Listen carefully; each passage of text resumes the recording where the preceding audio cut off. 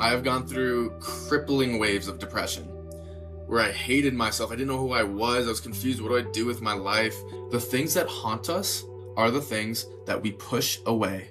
On the other side of what we'll call ego annihilation, complete and utter liberation, complete and utter freedom. Hey everyone, welcome to What If It's Possible. On today's podcast episode, we are going to be talking to Ben Duffy. He's a licensed therapist, a coach, a liberation guide, and his life goal is to actually help people understand the nature of the mind, the perception, and experience in order to break free from this mentally constructed world that we're all living in unconsciously. Ben, would you mind sharing more about yourself? Tell us a little more about yourself. What does this all mean? Yeah, first off, thank you for having me on. I'm really excited about this conversation. And so a little bit about me. I just turned 30 actually last week. So I'm 30. I just also got my master's degree a couple years ago in contemplative psychotherapy and Buddhist psychology. So really integrating a lot of Eastern philosophy, specifically that of Buddhism, into the Western psychological paradigm. So Mm.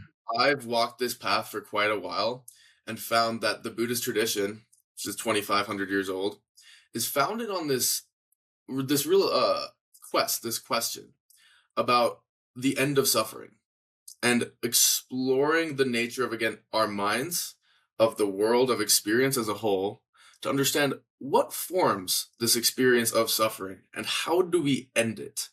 And they came to really radical conclusions where the Buddha, mythically speaking, was literally able to end his suffering. So I take that story and apply it to psychology, where we're literally trying to do the exact same thing. We're trying to reduce or end suffering. And what the Buddha taught is, again, we don't just have to try to cope with life and try to reduce the suffering.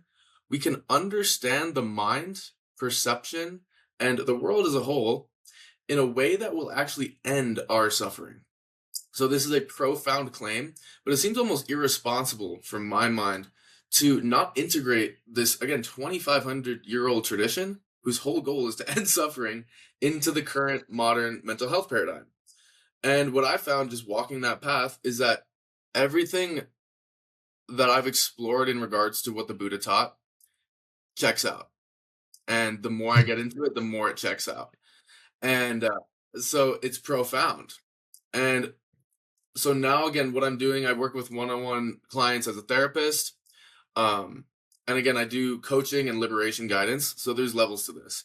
Most people don't actually understand the depth of freedom that is accessible to us as human beings. So they don't even know what questions to ask in order to kind of poke the holes in the mentally constructed formations that induce suffering. Instead, we work in the psychotherapeutic container, mostly at the level of self. So at the level of my trauma, at the level of my insecurities, my fear, my success, my failure. So all of these things, they actually wrap around this self, this ego, me. And yeah, we can work at creating a very functional, a very positive, a very beautiful sense of self.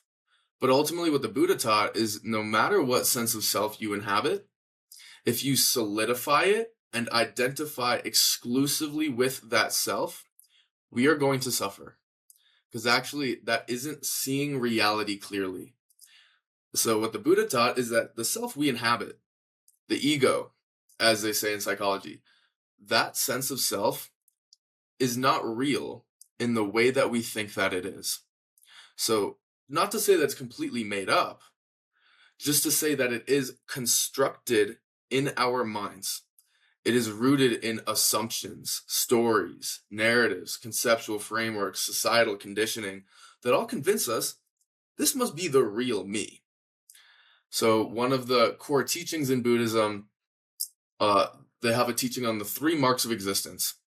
So one of them is impermanence, another one is the truth of suffering, and the third one is anatta in Pali, which translates as no findable self.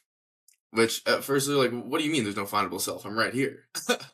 So this is where there's a path of actually inquiry, really asking the question like, what exactly is this self? Am I the body? Or Mm. am I my mind? Or am I the accumulation of my experiences? Am I this personality? Where did that come from? Is that conditioned from culture, parents? Like, who actually is this self? And the more that we explore that question, the more we cannot find a real solid self. So this at first can seem maybe destabilizing to some people because, again, we've rooted our whole lives around this self, my story, my success, my failure, my trauma, all of it, all of it, my love, me. And again, actually, that's a cage. When we solidify around this, again, this ego, many things happen. One of which is we create actually the illusion of separation. So again, feeling that I am separate, not just from other people, but the world as a whole. This makes me feel isolated. It makes me feel alone. It makes me feel kind of trapped in this mind, this body. It induces suffering.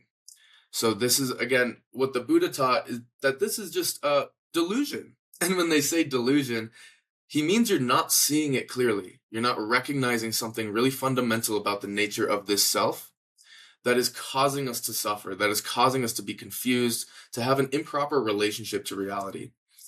So the profundity of the Buddhist teachings, in my opinion, is because this is not a belief system. And this is what's so profound. The Buddha has a quote, which I reference all the time, and in Pali it's ehi passako, and this translates as, come see for yourself. Come see for yourself. This is not a belief system. You don't just listen to me. You don't just read a book like other spiritual traditions. Don't just believe me. I will give you the practices, and you will see this with your own eyes. And once you see it, you cannot unsee it. That's the thing. When you see again, so the Pali word is shunyata, translates as emptiness. So when you see the emptiness of the sense of self that we take as objectively solid and real, beautiful things happen in the being and in perception, where we start to step into radically different worlds. Where if there's no real me in the way that I thought it was, then who am I? What is this? And we start to get acquainted with this understanding and really felt experience of the void. And at first, this is terrifying. The void is scary for any solidified ego, because the void is the utter annihilation of that ego. To recognize the solid thing isn't real in the way that we thought it was. It's void. It is only that which we say that it is, in a really deep way. So this is where it gets very profound, and I'm just rambling, but I'll let you speak in a second. There's a lot of gold in what I'm bringing here, and I say that with confidence. Where the scariest thing for the ego, which is what most people identify with, is the annihilation of that ego, is to see its voidness. So that is experienced from the lens of the ego as a death, like literally exactly the same as a physical death. A lot of people, when I start to talk about the emptiness of self, get like kind of squirrely, or they start looking around, or it's hard for people to hear sometimes because we are convinced that this must be who I am, and I want to avoid that death at all costs. So we want to walk this path of death, actually, the death of this ego. And this is spoken about in a lot of spiritual circles nowadays, kill the ego. The ego is the root of your suffering, and there's some truth in that. But what the Buddha taught is actually there's nothing to kill here. There was never anything to kill.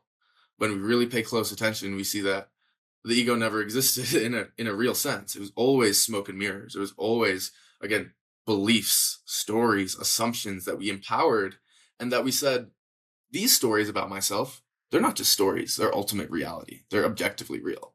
Now recognizing that's still a story. So on the other side of what we'll call ego annihilation is complete and utter liberation, complete and utter freedom. We can say it's the gateway to nirvana or the kingdom of God, if you like using religious terminology. I will say that starts to break the chains that have limited us, the chains that we have unconsciously actually put on ourselves. So we start to step into a radically different experience of what I am, and then what the world is, and what is possible with perception. When you have such a dramatic shift in your experience of self, from bound to life to death, success, failure, good, bad, to really stepping into a much larger identity, a much more fluid identity, much less painfully contracted identity. Um, you start to taste what's possible when we start to really play with perception consciously and intentionally and just start to ask the right questions. And we can live in, again, radically different experiences of this place and this self that we inhabit. Wow, thanks, Ben. That was a really big.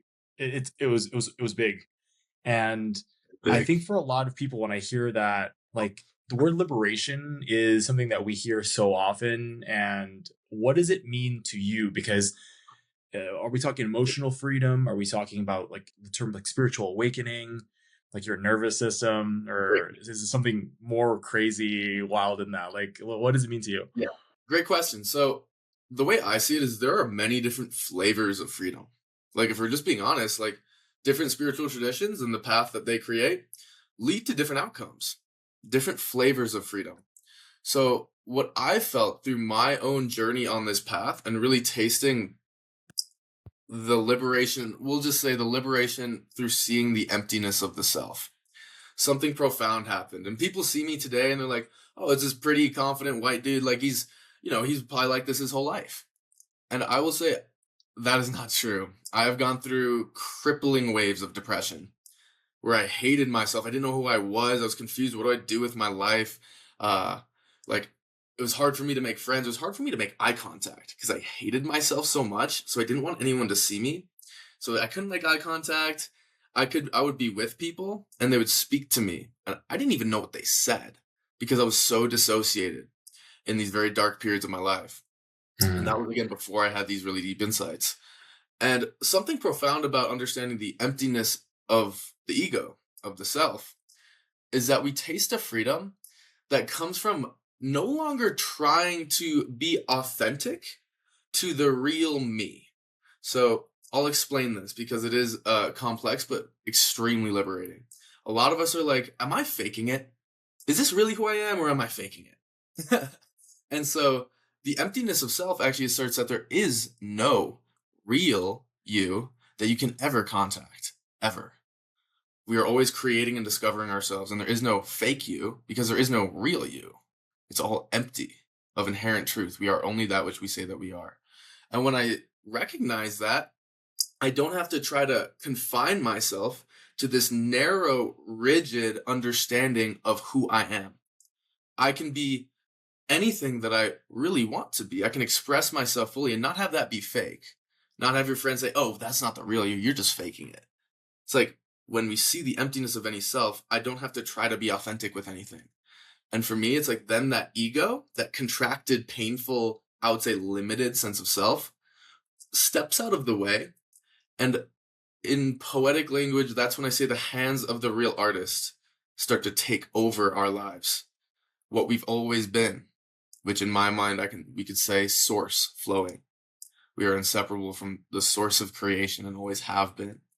Something much more profound is speaking through my voice, seeing through my eyes when I see the emptiness of ego. So we can break the chains of trying to be authentic. So then all of a sudden we open up to infinite potential of anyone I want to be is going to be equally as valid and real as any other version of me. And I can see again that people stuck in what the Buddha would call a delusional experience of reality and self will point to you and say, oh, that's not the real you. Who do you think you are?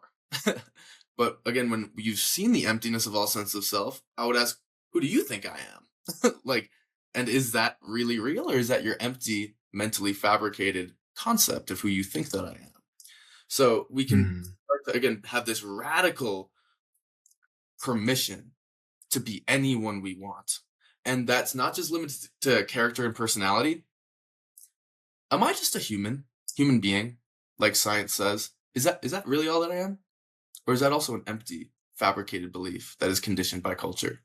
What if I'm angel? Again, recognizing we are not separate from the source of creation. What if this is not just a material world? What if consciousness is more primary? Consciousness created matter. We can start to play with stories and narratives. Say, who says that I'm not angel? Who says that I'm not sent by forces beyond myself? Who says? So these understanding both of these narratives are empty and constructed.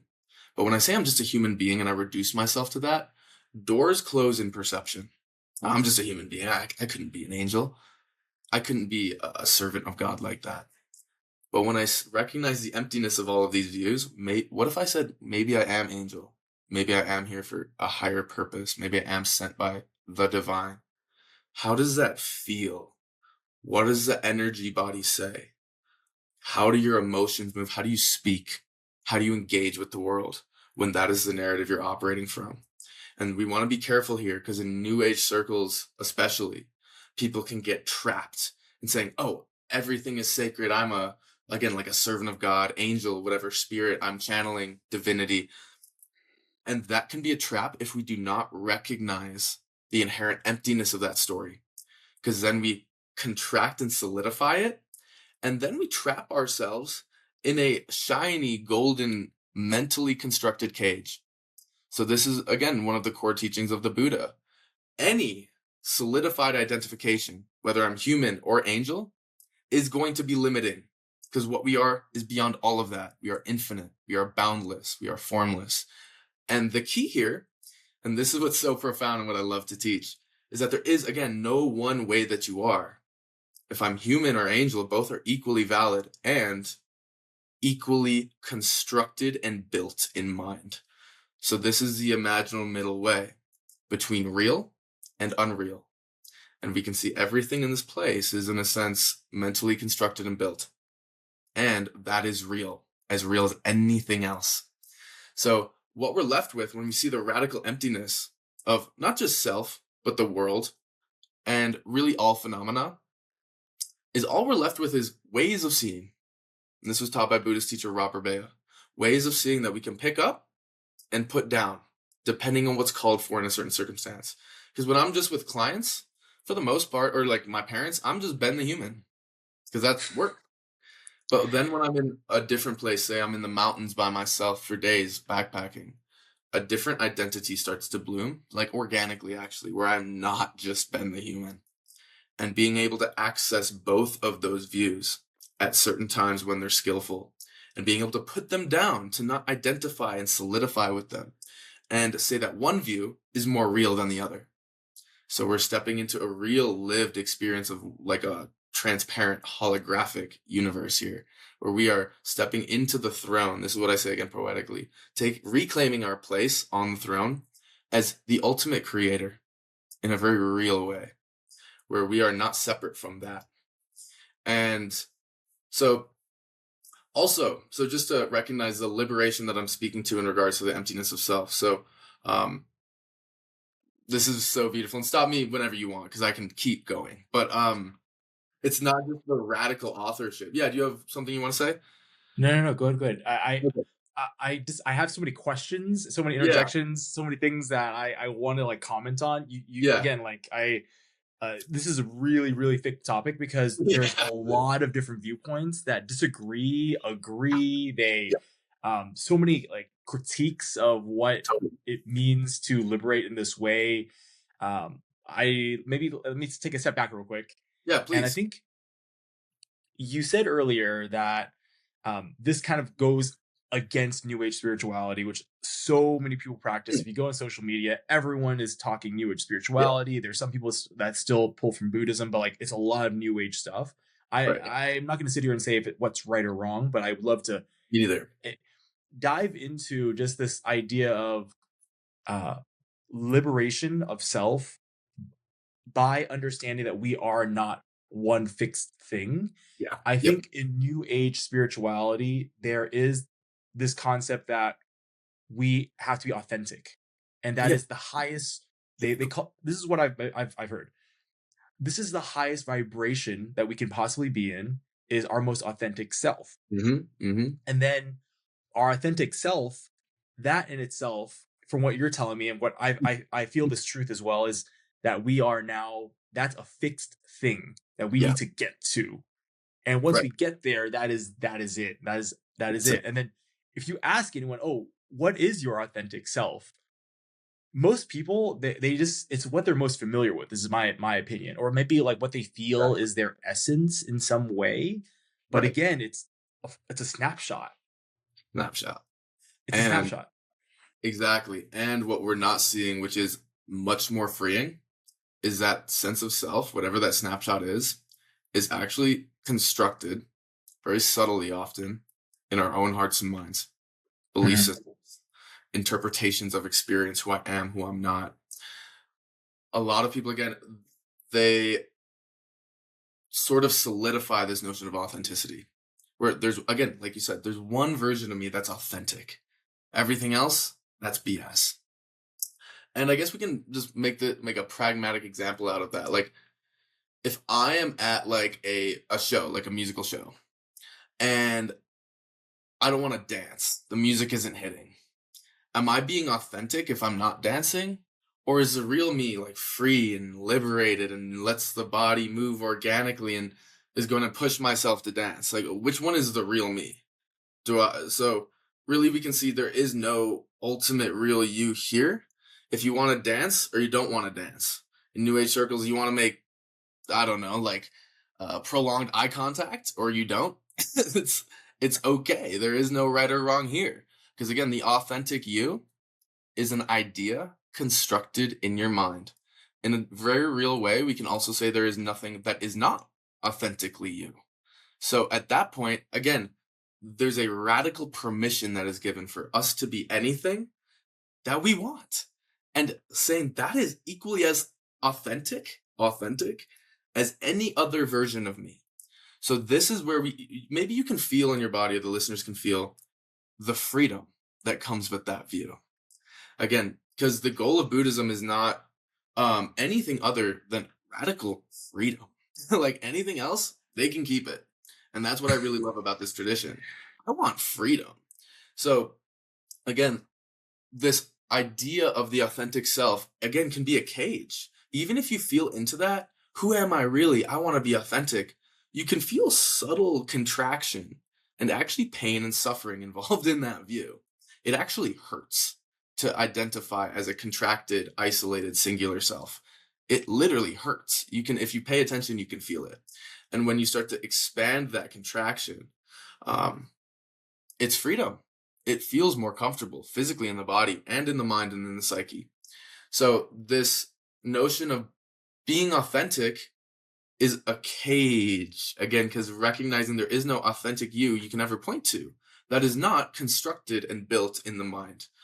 And again, at that point, it's the ultimate permission slip to be Mhm. anyone ever, and to recognize that's equally as valid as any other version. So again, what I'm pointing to is real freedom. And again, this is not a freedom that arises through a belief. Just see clearly how the mind is constructing the sense of self, how the mind is constructing the real authentic you and the faker poser you. Both of which are actively constructed in your mind and are not inherently real in the way that we think that they are. So when I say that, I mean, yes, it is real actually. When we construct an authentic me and a poser me, an inauthentic me, because I am the creator in a very deep way, when I say that's really the world I'm living in of authentic self and fake self, it becomes real. It becomes real. And we experience it as such, but we don't recognize that we constructed that reality. So what I'm offering is actually we're zooming out at quite a different level to really see the inner coding really of our mind and of perception, to see really how we're building all of it. And at that point, it's like an invitation to just let go. And I would say it's more than an invitation. When we see this with our own eyes, there is a basically universally a spontaneous letting go. You don't Mhm. have to try to let go. You see it and you're like, oh, that's silly. Why would I torture myself like that? And for me, it's like much more subtle than that, actually. It's like the core being, like the body, almost just lets go. And then you're like, these waters I'm swimming in this very liberated place of really applying that Buddhist principle of the emptiness of self, phenomena, world. When I apply that, the waters I'm swimming in feel way nicer, way nicer. Because again, and I hope that this makes sense, any sense of self, this is again a Buddhist teaching, any sense of identification with any self, whether I'm Ben the human or Ben the angel or I'm void and formless, if I solidify that identity and say that's who I really am, everything else isn't really me, that actually is a subtle flavor of suffering.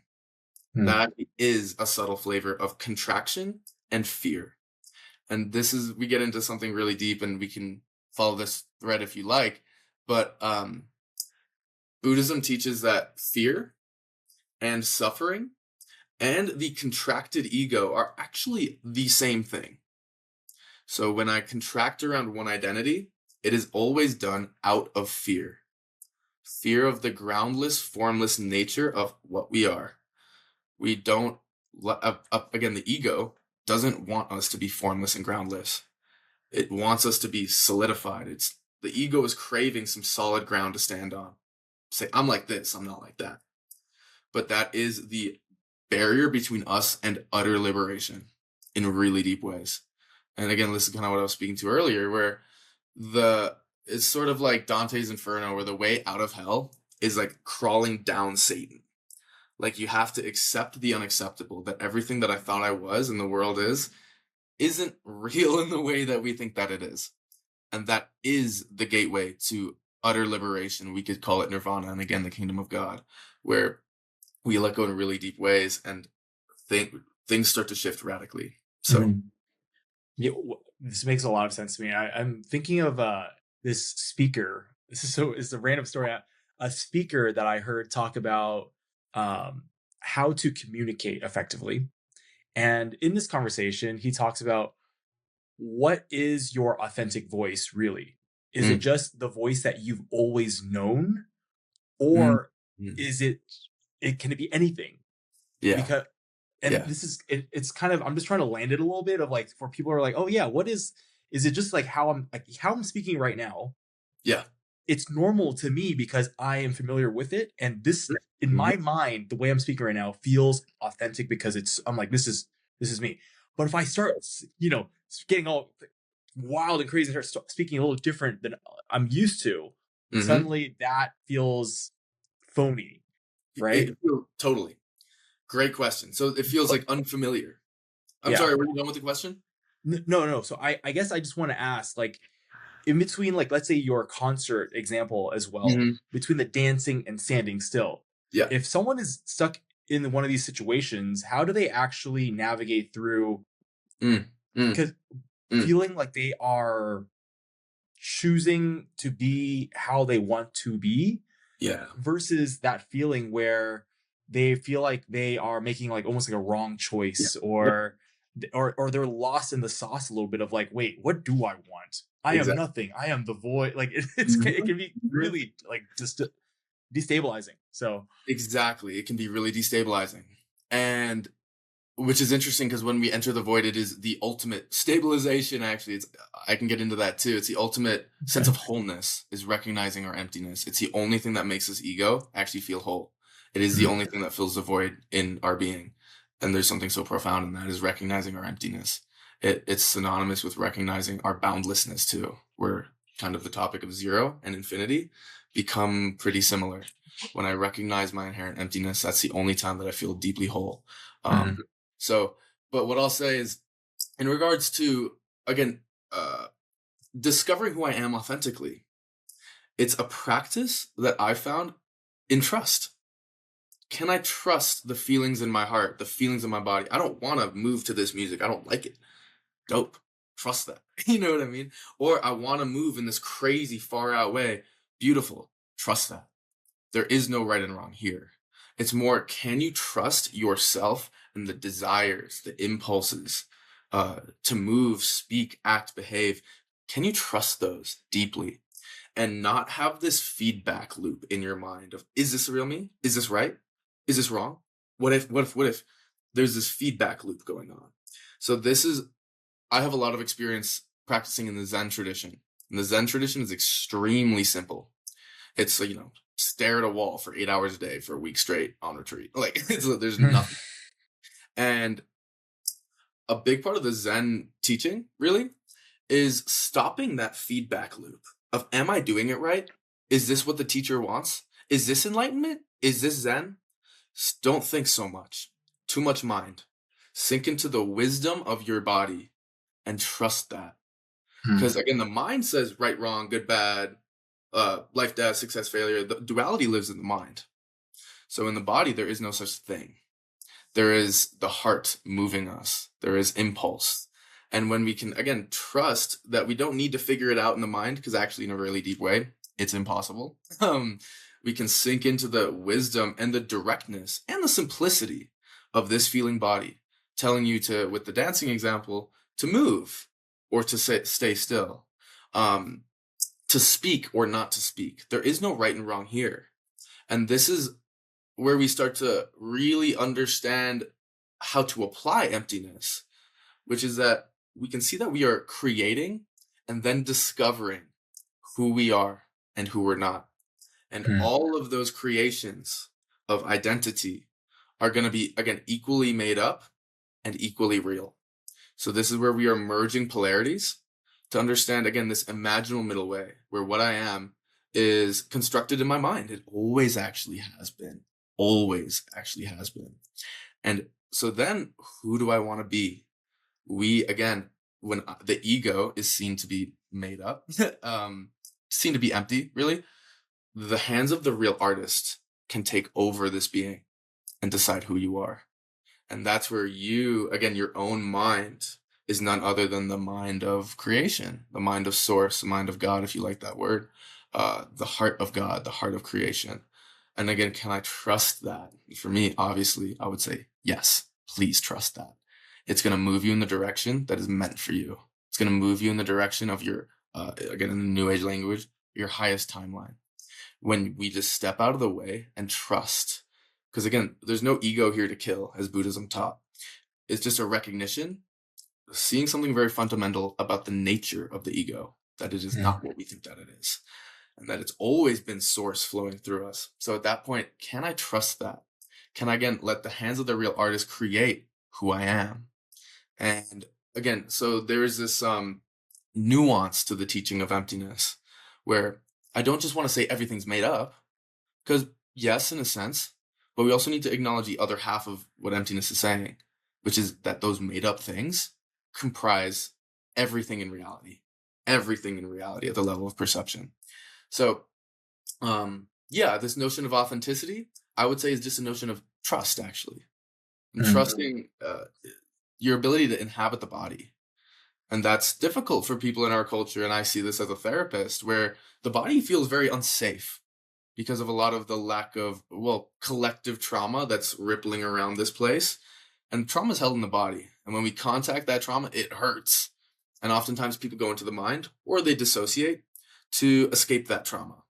So this is where it's sort of a warrior's path. Can I actually put my awareness in the feeling body and trust that and have that kind of warrior mentality where I can hold discomfort, I can hold pain, I can hold the trauma that's stored in my body? Because when I can, I'd not just start to heal that trauma in a very real way, but I also access the deep wisdom in the heart and in the stomach and in the body.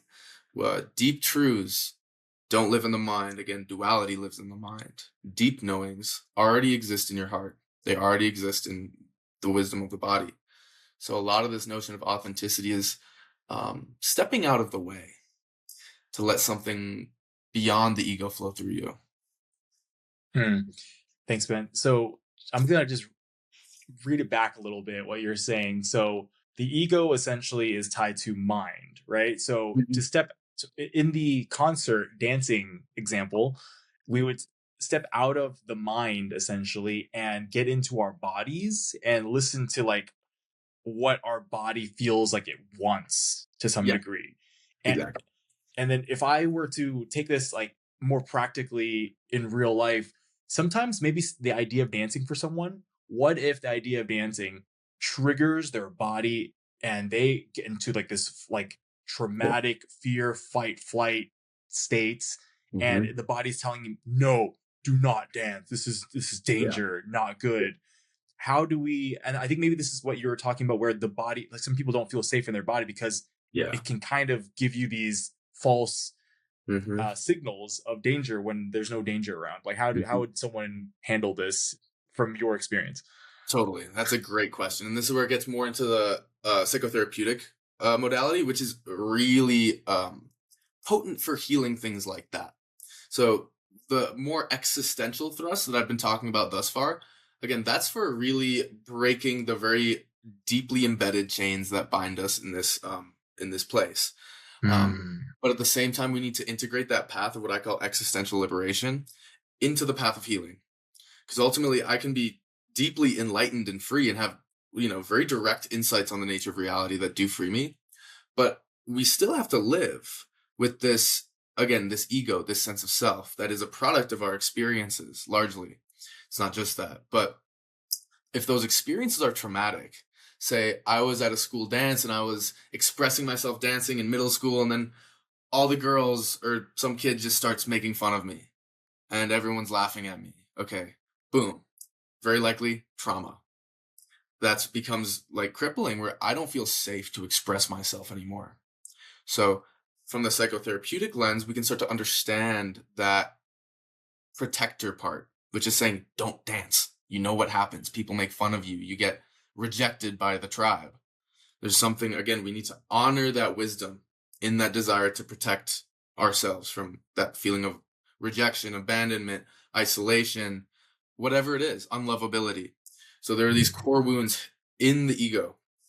And again, so the ego, it's not bad and it's not inherently real, but we do live with an ego. We cannot live without one.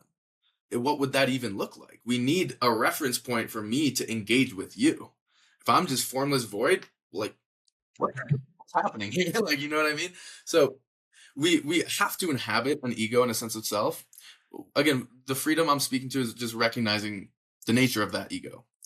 But recognizing too that we have to inhabit some ego, and sometimes those egos, those senses of self, become traumatized.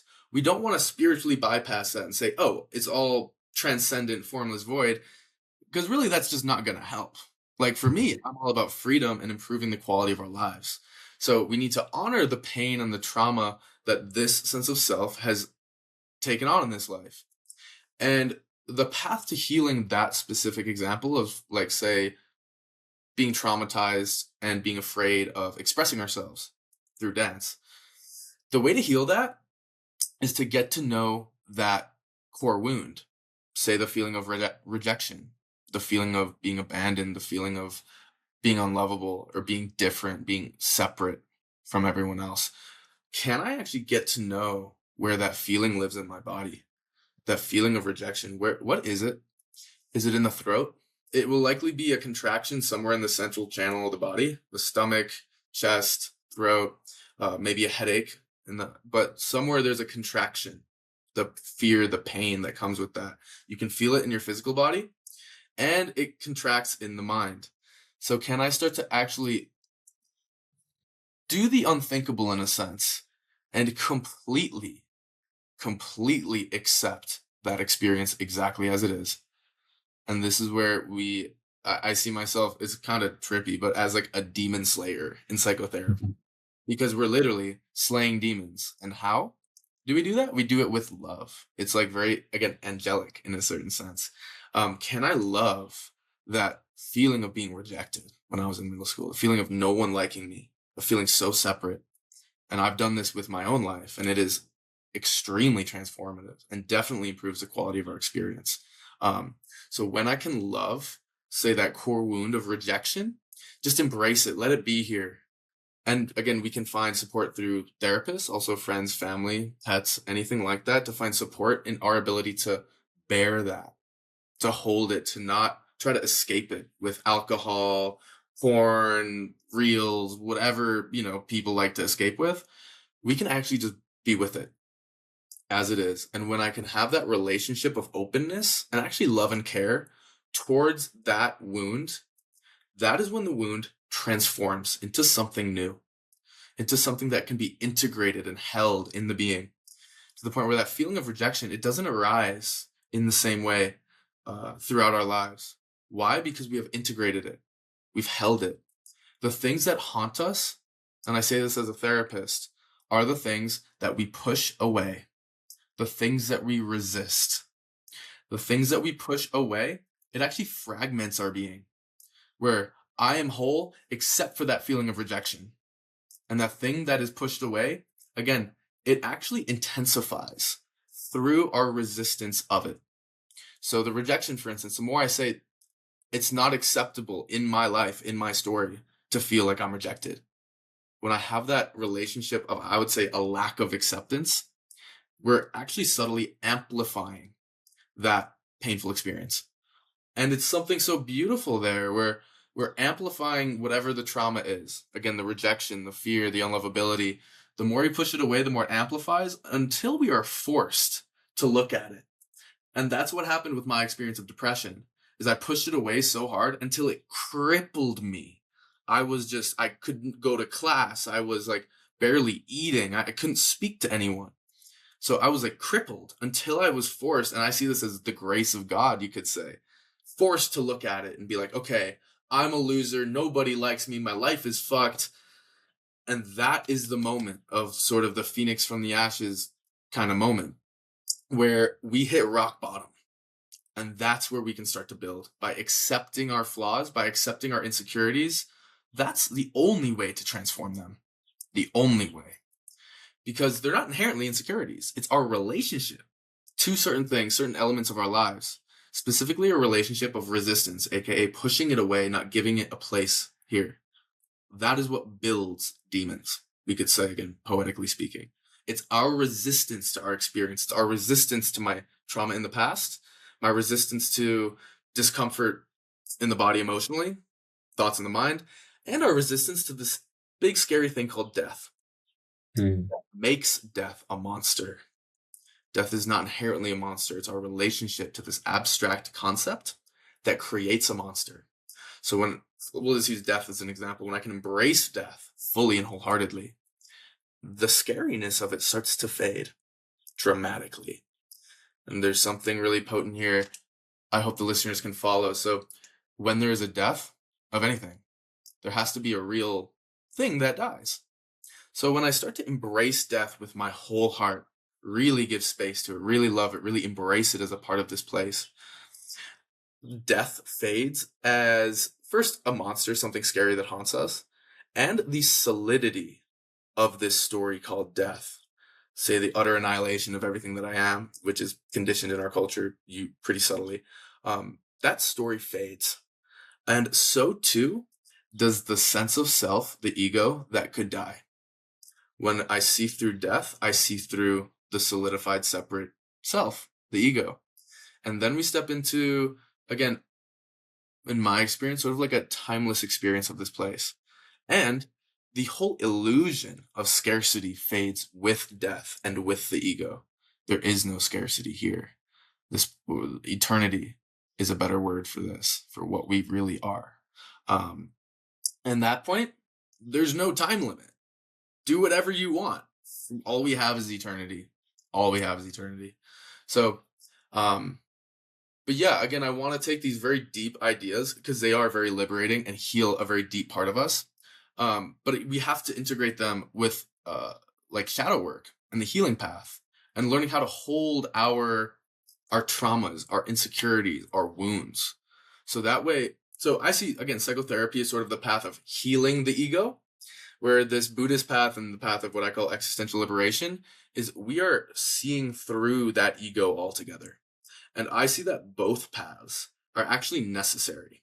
Because if we lean too far into the healing the ego, we actually find there's no end here. There is no limit to how healed I can become. And that can sort of haunt us. So we find an end to the path and a real, again, a very profound sense of liberation, freedom, and really actually finality. And like I said earlier, wholeness. The wholeness we've always been looking for. When I finally recognize the emptiness of any self I could ever inhabit. So I say that we need both, and I know that we need both, because again, we don't want to get stuck on the psychotherapeutic healing path exclusively. It bears very sweet, beautiful fruit, but there is something much deeper that we can also access as human beings that a lot of people don't even know exists. And so that's like kind of part of my job here is like, hey, there's another path that leads to existentially deeper, more profound, again, fruits. But if we just lean too far into the existential liberation path and focus on, the emptiness of self, world phenomena altogether, We can be deeply spiritually aligned and attained, and also have all these demons in us. And you see this in teachers like Chogyam Trungpa. You see this in teachers like Sasaki Roshi and Zen, Yogi Bhajan, where they have these unresolved, really, I will call, again, poetically, demons in their ego. And it leads them to do really harmful, malicious things, say, to women or manipulating people. And it's like, where did that come from? They're so attained, but why are they being such motherfuckers? Like, literally. And you can see again, they haven't really integrated the healing path. Their ego that they're still, forced to inhabit, because we all have one, is still wounded, and that wound hasn't been healed. So again, the path here is integrating both, where we can really have a very healed, beautiful experience of self, and we can see, in a sense, the transparency of that self, ultimately to lead to a much, again, more full experience of what healing can be. Mm. Ben, I feel like the audience, if let me ask you a question that will either maybe piss you off or turn you on. I'm not sure, Oh, but please. it, what is the underlying framework, if you had to define one that merges the synthesis together that you're describing, that creates that liberation and this ego healing? Like, what would that be if you had to come up with something for the audience? A framework, I would say. Yeah, like the core operating framework of this thing. Yeah. Well, I think we just need to recognize that there are two paths. Well, there are two paths that lead to different places. So the framework here would be just, and I sort of tell clients and students, like, it's kind of a game of guess and check. Experiment. Walk this path of existential liberation and see what fruits it starts to bear. And feel into that, really sense that, really be honest with that. And then walk that path of psychotherapy and healing and start to taste the fruits of that path. What does it offer? What's the feeling? What's the shift in experience? And not to say that one's better than the other. Again, so the framework is more recognizing that there are two paths, actually, that have two different goals. And neither is better inherently than the other. Both are limited if we reduce ourselves to one or the other. So this is where we're stepping into, again, just zooming out to get really more freedom, more perspective, and being honest with these paths. We get stuck in psychotherapy when we think that's the only path of healing, and stuck in spirituality when we think, well, we buy into this more like a mystical, enigmatic kind of view of this is the one ultimate path. And that's, again, a solidified, contracted notion. So really, I would offer people just an inquiry into exploration. Explore these things. Explore for yourself. And there are teachers like me and others that can help to guide you on these paths. And that's why I call myself like a liberation guide. I don't really like the word coach, honestly, because I feel like I get this image where I'm like, I saw this crazy mountain vista. And I'm like, holy shit, that's beautiful. I've never seen anything like it. And then it's like, I'll go meet people to where they're at. Like, they're in the village, and I'll go pick them up and I'll take them up the mountain and I'll show them themselves, where again, they see it with their own eyes. But yeah, no, I mean, as far as the framework goes, the Buddhist path to understanding the emptiness of self, other world, all phenomena, it's, again, it's 2,500 years old. And there are three main schools. So Theravada, Mahayana, Vajrayana, all of which kind of approach this question of ending suffering differently. So I won't get too much into that, but the tradition is very well walked. It's a very well trodden path. Let's just put it like that. And then psychotherapy too. This is an ever evolving tradition, just like Buddhism. And that is a very well trodden path too. So there are these kind of, paths laid out. So I'm not sure if that answers the question. It's not quite simple. It is the integration of two separate things, in a sense. Yeah. Because I was hearing in like the goal is liberation, right? And then I'm just trying to understand, like, if we're guiding someone through both pathways, let's say, is it as simple as, okay, go do some psychotherapy, kind of get a clear check and balance of what's going on in your mind and your psyche, and then from that understand that all of that is a fabrication and that we create our own suffering, And when we understand that we create our own suffering, how do Mm, we then go down the more, I guess, like spiritual path of Buddhism mhm. to really free ourselves from all those chains? And is Yeah. it just purely an understanding of like, hey, this is all not real and we just need to accept everything that is? Because I studied a little bit of, I did Vipassana meditation, for Mhm. example. It's probably not as deep as what you've been studying yourself, but it gave me this really deep understanding of, wow, like I create my own suffering and it's all in my mind, is what Yep. I discovered personally through meditation. Yep. So I hear what you're saying about the integration of these two paths, and I will say that they do play off each other quite well. So if you're in psychotherapy, I would say don't just stay with that. Maybe taste a little bit of this Buddhist or existential liberation path, and vice versa, because they do play off each other very well. But like you said, when you recognize the suffering that is haunting me is made in my mind, it's extremely impactful, obviously. So this brings me to this Buddhist notion of dependent origination, which is one of the deepest, most complex and nuanced teachings that the Buddha ever gave. Um, but it sort of teaches how we create our own suffering. So first we Mhm. see, oh, I'm making it. So then we need to understand how we're making it to stop doing that. So this is where I'll summarize it, where it's sort of our relationship to experience more than it is the experience itself that is going to determine if we suffer or not. So my relationship to the thoughts in my mind, are these like strange, violent, perverted, weird, self-deprecating, are these thoughts okay? Again, do they have space? Do I accept them or do I resist them? Because that question is much more important than actually the content in your mind. Same with the emotions in our body. It's much less about the emotion itself and more about the relationship to what arises. Because we can see it's actually our relationship to unpleasant emotions that, again, tend to amplify them.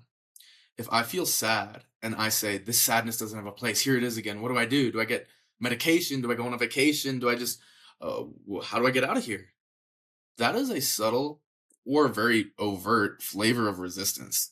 And that resistance is actually, if we pay close attention over and over again, we see that is amplifying that experience of sadness, or anger or lack, fear, whatever it is. The more I push it away through a relationship, again, of resistance, rejection, whatever, the more I push it away, the more I amplify it. So when I can open to, I would say, my experience as a whole, open to the fear in my mind, which is inherent in not knowing what comes next in the future, the Mhm. fear of death, the when I can open to my traumatic experience in the past, just to allow them to be here. It's so simple. People are like, what do you mean when you say hold it or open to it? It's so simple, it's hard to teach. Just give it space, feel it, let it be here. So when I can do that and have that relationship of what I would call acceptance, openness, um, that is when the world out there and the emotions in my body and the thoughts in my mind will start to transform. Where again, it's our resistance to our experience that is the mechanism that is constructing suffering. So the Buddhist word in Pali, it's tanha. So this is not just resistance, like pushing away, but also clinging. So clinging to people, like my partner that I love so deeply, clinging to my job, clinging to have a certain amount of money, clinging to having friends, clinging to having people like me, clinging to have a house to live in. So we cling to all these things. And obviously, it's up to us to say, or really ask a question, how much clinging do I want to let go of? Um, but clinging, just like rejection, pushing away, actually constructs suffering. Because when I cling to anything, I'm actually failing to see that thing's impermanence, whether it be a partner, whether it be the sensation of love, the sensation of peace, a pleasant mind state, nothing lasts. So if I cling to those things because of the truth of impermanence, when it does end, I'm gonna feel like I'm being ripped. And so we just need to see this over and over again, how clinging and aversion, pushing away, is these are the mechanisms that construct the experience of suffering. So when I can let go of needing to hold on to my partner, the job, the money, from needing to push away discomfort. Again, the world really starts to shift from the inside out, where when I can embrace everything that comes my way, including endings of relationships, love, money, even this life here, when I can embrace it all, everything starts to transform. And this is through a product of this is a product of letting go. And this is where I get the words of Christ in my mind, which is, it's easier for a camel to go through the eye of a needle than it is for a rich man to enter the kingdom of God. And at first, I was like, what is he saying? It's kind of a hard statement, but I'm like, what are you even saying? And he uses the image of a rich man because those are the people that have so much materially that they tend to cling. And it's very difficult to have someone who has everything accessible in the material world to tell them, hey, just let go of all that for something much better. It's really difficult to convince someone of that. So again, using the words of Christ, the key to the kingdom of God is through nothing else but letting go, actually. Letting go, when we really do that at a deep level, we enter new worlds where the word kingdom of God is apt. It's not just me being poetic. It checks out. It is like what I experience and sense and feel when I can let go deeply. So, again, just bringing this full circle, suffering is built in our minds. How? Through clinging and aversion. So when we can trust and let go of our preferences, again, nirvana is just what's left. So there's a quote from the third Zen patriarch, his death poem, Verses on Faith Mind, where he says, basically, he says that you separate, or your preferences of good, like and dislike, these are the disease of the mind, our own preferences. Separate in heaven from earth, even a hair's width, and it is set infinitely apart. So again, separate heaven from earth, even a hair's width, and it is set infinitely apart. So when I say, oh, I don't like this feeling in my body, I don't like the things happening in the world, great. Your preference has separated heaven from earth, and all of a sudden you can't see the kingdom. And that's the thing, when I can let down those preferences of love or hate, of life or death, success, failure, when I can stop all of those preferences, something, again, extremely beautiful dawns in the being. And he opens that poem with, the great way is not difficult for one who has no preferences. Again, the great way is not difficult for one who has no preferences. It's our preference that says, this can't be heaven right now. This can't be nirvana. Look at all the pain, look at all the evil, look at all the suffering. Buddhism teaches suffering is a mark of existence. It is always going to be here. And that's not wrong. Again, it's our relationship to that truth that makes it right or wrong. So I can just let down all the preference. Something, again, I don't want to put too many words to it. I want to let people maybe explore that for themselves. Something beautiful starts to open in the being and in perception. Oh, thanks, Ben. I feel like there is, when New Age spirituality kind of came to the forefront, it kind of moved us away from like Buddhist tradition. A lot of ancient traditions have been around for a really, really, really, really long time. If you had to set the record straight for people now who are getting their spirituality and they're healing from social media, what is distortion out there that you wish people knew differently about, or a different viewpoint, like briefly that you'd share? Like, what are a couple of points there? Yeah. So what comes to mind with New Age spirituality, what I see, is that we are still sort of externally focused in a certain sense, and we're looking for, where is the divine out there? Yeah. Where is the truth out there? And I would say that's not the right direction.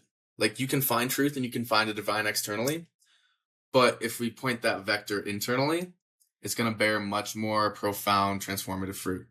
Because again, we're not recognizing that the spiritual path that we find, whether that be plant medicine, whether that be like animism, shamanism, whatever, we're not recognizing that path is created and then discovered by us or some other person that conditioned us. So it's just a different level of freedom. And that's the thing. If people want, I've heard a teacher Shinzen Young say this, and I think it is apt. It can maybe seem a little biting, but it's he said that a lot of people are in the business of spiritual entertainment, not actually spiritual truth.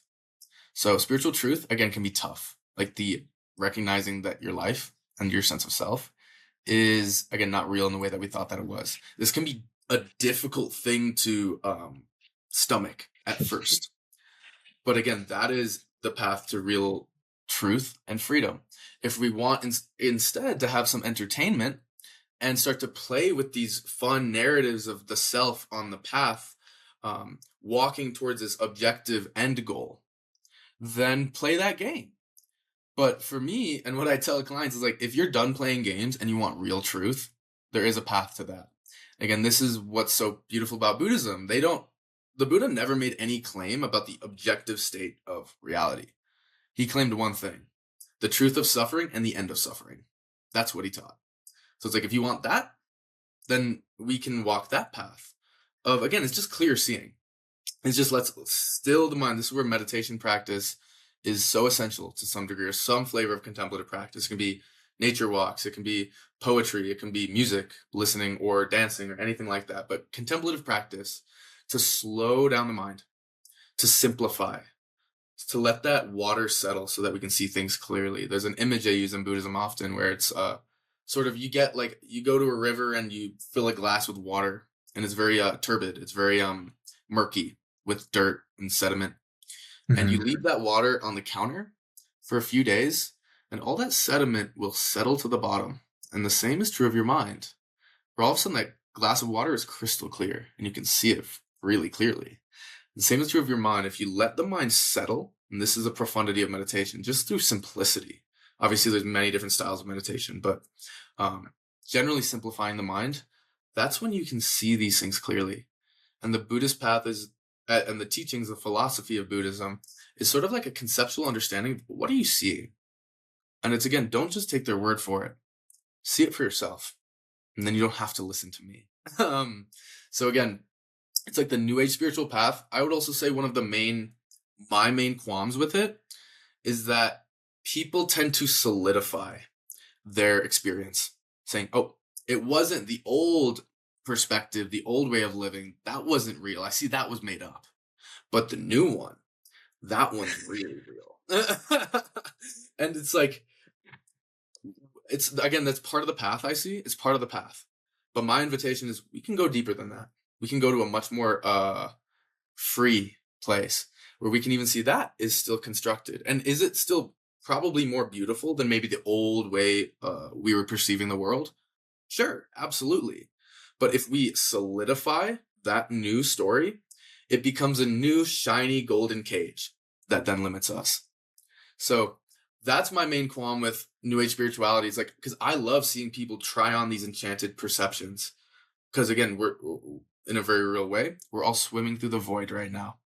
And it is only what we say that it is. So I love when people are, again, trying on much more beautiful narratives of self and world. But I just need to critique when it is too tight. Because again, really, that's coming from a place of fear, the ego's need for solid ground. And it hurts. It hurts. And it's limiting us. So we can really start to build a healthy relationship with the experience of what the void is, where I don't need solid ground. Because again, the ego needs a solid worldview to inhabit. A solid ego needs a solid world.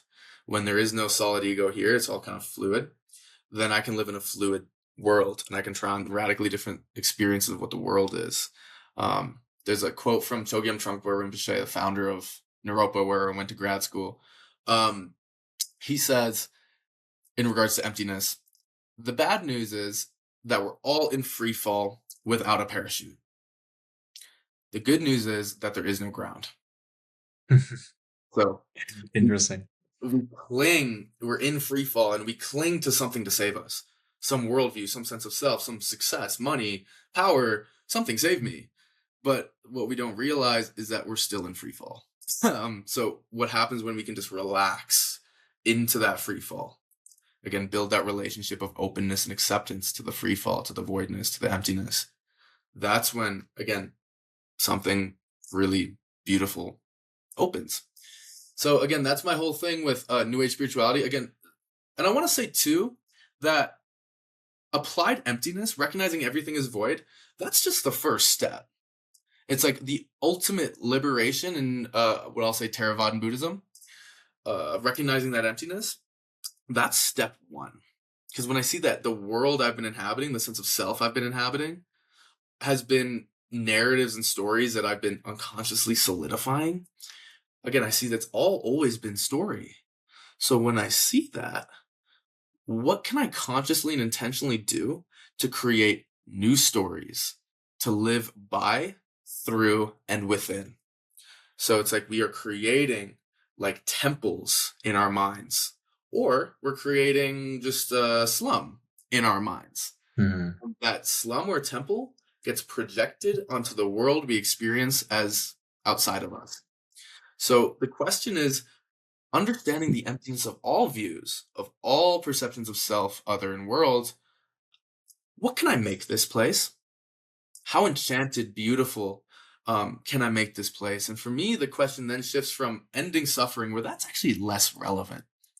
The deeper question is, how do I create a world and a sense of self that invokes more of the things that make life worth living?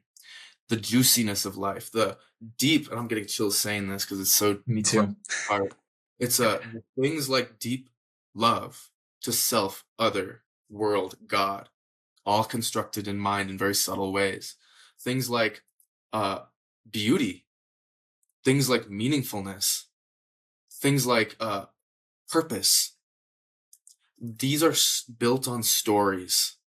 This is what makes life worth living. It's like less about the money. It's less about the success. It's less about the end of suffering even. Like when I look at me on my deathbed, it's more about how deeply did I taste this place and the people in it and the experiences in it and how beautiful of a garden did I create in my own heart and mind. Because again, that garden, it bears fruit. And we need to pull the weeds to make sure that the flowers and the fruit trees can bear fruit. So our psyche can be as meaningful, enchanted, poetic, dripping with divinity and beauty, created from the inside out. And this is what's so profound. This is now an infinite game. There is no end to how much beauty, meaning, depth, profundity we can inject into this world by really inquiring into the reality of the old conceptual frameworks, breaking those chains, and then intentionally and consciously creating new worlds. And I say that literally, because the world we've always been in has been a construct. So let's recognize that, deconstruct the shitty, limiting, painful stories we've been living in, and reconstruct something that invokes, again, not just the end of suffering, but profound beauty, meaning, connection, anything you want. The question is, what do you want? And how do you make it by starting to work with story? Again, saying, am I just Ben the human? Or could I also be Ben the angel, literally sent from source, God? Which one's more real? When we see the emptiness of all of it? Neither. Just different stories are going to open different things up, open different doors in perception for us to walk through. So that is applied emptiness. And this is what I love to teach. For me, it's like we need to integrate all three of these paths in a sense. Healing the Mm. self, seeing the self as empty, and then not just the self actually, but the whole of existence, the world too, the cosmos. And then the word that the teacher I got all this from, Rob Berbea, rest in peace, he used the word cosmopoesis.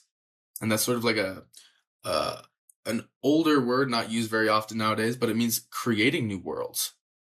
Again, recognizing the world we've inhabited thus far has actually always been constructed in the mind of us or the mind of some other human being. It's not ever inherently been there. So at that point, what can we make? And this is the open question that I think I don't think it can ever be answered in entirety. It's more asking that question, what can we make? recognizing the inequality, the greed, the evil we see in the world is actually rooted in certain empty conceptual frameworks of what we are and what the world is. They are deeply rooted in made up ideas. Again, the emptiness of self, for instance, what self needs the infinite amount of money, needs to ensure that I live in a castle and that nobody can get to me. It's like that wealth inequality is also coming from a place of fundamental lack, which can only, I will say this and I hope people can feel this. The lack that we feel as human beings in a very deep way can only ever be quenched by the recognition of our inherent emptiness. This might not make sense, maybe like run it back a little bit, but there is no other way. You can try and you can run to the ends of the earth and you will never find that thing that can deeply satisfy that black hole in our chest until we recognize our emptiness. And that's where we sense actually the fundamental wholeness that we've always been, inseparable from creation, perfect, flawless, unimprovable right now, through the recognition of our emptiness. And so at that point, when I feel so fundamentally whole, literally, and I mean experientially, one with literally everything, at that point, do I need the money in the same way? Who gives a fuck? I'm here for eternity. I am the stars in the sky. I am the mountains. I am the cosmos. I am the kids running around. I'm the ETs in the spaceships. It doesn't fucking matter. We're all one. And that's through the recognition of our emptiness. And at that point, what happens to human greed? What happens to evil? What happens to the fear that leads to genocide? I'm just saying, I'm really curious what happens when we start to shift. Again, this is a paradigmatic shift. I hope you can start to feel that there's something very profound here, very different. And again, it's not a belief. That's what's so fucking crazy. It's not a belief. It arises through recognizing just the state of things and how they've always been. So yeah, I'm so curious what can happen to the world when we start to connect with these, truths. Because again, it's not a belief. Ehi Pasico, come see for yourself and let me know how it goes. And again, these are well-trodden paths, and I think we can start to enter into a radically different experience of what this place is and who we are. And there is no limit. Again, ultimately, there are only views that we can pick up and put down. And this is where, again, we are reclaiming our place on the throne as radical creators of that which we experience in very deep and very subtle ways. Yeah. What you just said really makes me think of what you mentioned earlier about externalization and how when we externalize, that's what people do in regular life. They externalize into like the third dimension, like what is available out here in the world, and money, holding on to goods, trying to do things to make ourselves feel better becomes a way to try to make ourselves feel better, but it's like a fleeting thing and it's outside of ourselves and it's never Yeah. going to actually do anything to the inside. So there is one thing that I've like heard from New Age spirituality where it's to change the world outside you have to change the world inside you first, and that comes back to like perception and these ideas, which I find to be really true. I'm sure between you and I, when we started doing the inner work, that's when everything outside started to like look prettier and more profound, more beautiful, Yeah. more fulfilling. And it's not just fulfilling to our perception. Like for me personally, the outside world literally started to change. Like it's my life started improving physically. Things that I didn't have control over started to change. And I was like, whoa, this is really wild. And you have to see it to believe it, like you said. So Exactly. And actually, Buddhism teaches that the delineation of inside and outside is actually a false delineation, is one thing. mm, At the level of awareness, I'm aware of the thoughts in my mind, the feelings in my body, just like I'm aware of seeing you in front of me, seeing this rainy day here in Boulder. Same awareness. So really, where is the inside and where is the outside? When we shift again, the quote unquote internal, the external automatically shifts too, because really it's one thing. right. According to that lens, at least, because again, these are views that we can pick up and put down. Wow.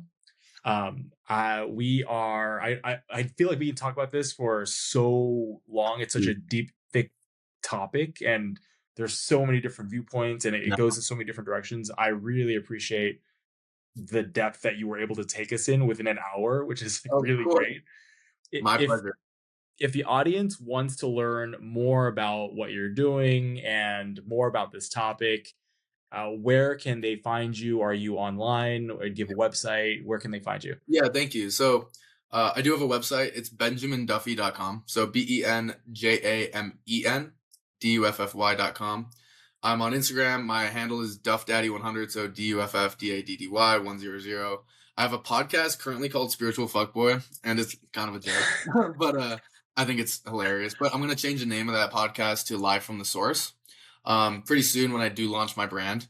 And so I will have a brand coming out probably in the next month or so that is going to be explicitly teaching everything that I'm talking about right now and providing, lots of practices, community, me teaching it directly. And yeah, so I haven't quite determined the name of that yet. I think that's it. I think that's where people can find me. And Jimmy, thank you so much for having me on. This was such a great conversation. I'm definitely open to doing another one if you want to at some point. Yeah, I feel like the whole point of this podcast is to really take us to the edge of conversations where because there's so much.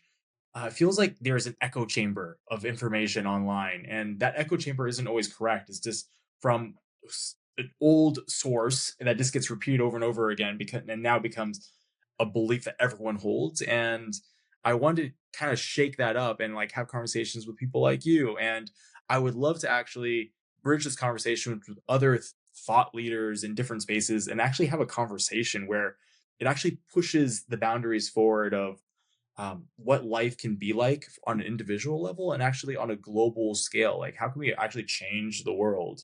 And Way to so, give me chills. That's my goal. Because again, I almost feel like haunted is a strong word, but like with the insights that I've been given through again, teacher specifically Robert Bea. This guy went above and beyond any Buddhist teacher I've ever seen. And I say that with confidence. Again, these ideas, these notions about emptiness and applying that came from him. He died in 2020. So now I feel like almost circumstantially obligated because I received these blessings from that man in the tradition to give them back. So now it's like, I see, again, when these understandings take root, this is literally, and I mean this with my whole being, nothing left or nothing less than an existential shift in the paradigm that we are experiencing of what this place is and what, again, like you said, what it could be. So I know I really mean it. I'm living my life honoring these understandings and insights and the profundity of them and what they can become. And I won't stop. So I will literally be doing this until I'm dead. And I'm happy to do it. Because again, it's like I feel an obligation actually. Because I know the profundity and what these teachings are. And again, they're not mine. I feel like again, this teacher, Robert Bea, I just like lit my torch from him. And now I'm like, I almost guess he's dead. I'm like, I have to carry this. It's too profound. It's too liberating. And again, I'm just so curious what we can create as beings, as creators, when we really step into that authority, when we remember who we are. So yeah, I'm glad you're on that wave. I would love to do this again because this was a really beautiful conversation. yeah, I mean, let's do it. That's what this podcast is going to be about. We're going to bring in more guests, bring you back, have other more conversations about essentially how do we empower and transform ourselves, and how do we empower and transform the world as a process. Yeah. And based on what you're saying, if we just change ourselves, the world also changes because it's all one. Technically, Exactly. Exactly. And that's the whole thing too. The external is a reflection of the internal. So again, the evil we see in the world, just like the beauty, is a reflection of our internal state. So when we can start to shift things inside ourselves, individually and then collectively, things will fall into place spontaneously, again, without even trying. It's like wu wei, effortless non-action in the Taoist tradition. We align back with the natural flow of things. Why? Because we've seen things clearly. We remember what this place is and what we are in a very deep way. We connect back with the void. And yeah, then I really know in my heart things would just spontaneously work out. Like inequality, suffering. We would take care of each other because we know each other as one thing. Your suffering is mine. It's not separate. So again, these are just insights that are just a product of seeing things clearly. And again, yeah. what just happens when we see that? We snap out of the illusion, the hypnotic gaze of separation, of suffering, of limitation. And I really am, again, I mean all this with my heart, and I know the world that we can start to step into. I'm getting chills. And it is very different in the most beautiful ways than the world we are currently inhabiting and the one that we have been in the past. So I'm stoked personally. And again, I wouldn't have it any other way. I will do this work until I'm 6 feet deep, happily, for lifetimes if it takes that. Yeah, let's make it happen, man. I thank you again. Really appreciate you joining the show. For everyone who's listening, check out Ben and his work online. Mhm. And if you enjoyed this episode, definitely come back. There's gonna be more speakers like this, more guests, and more content that will really spark conversation, spark interest, and spark curiosity into how we can really transform ourselves and transform the world. And kind of ask that question: what if it's possible? Beautiful. Cool. Thanks, brother. Yeah, thank you, Jimmy.